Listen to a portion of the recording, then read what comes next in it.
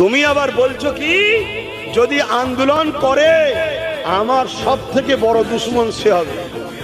শুনছেন না শোনেন না? আমি আপনাদেরকে ওপেন ফতোয়া দিয়ে যাচ্ছি, যদি রাজ্য সরকার হতভাগা আকবরের মতো দালাল মুফতি মাওলানাদের দিয়ে ফতোয়া দিতে পারে দিক। আমি ওপেন ফতোয়া দিচ্ছি, রাজ্য সরকার যদি এই কথাকে উইথড্র করে না নেয় যে আমার ওটা বলা ভুল হয়েছিল, আমি এই কথাকে ফেরত নিলাম।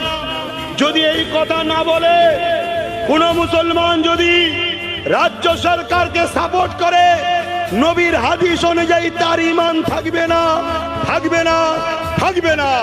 সে যদি পীর হয় বেঈমান পীর, পীরজাদা হয় বেঈমান পীরজাদা, মুফতি হয় বেঈমান মুফতি, ইমাম হয় বেঈমান ইমাম। কোন মায়ের লাল থাকো আমার ফতোয়া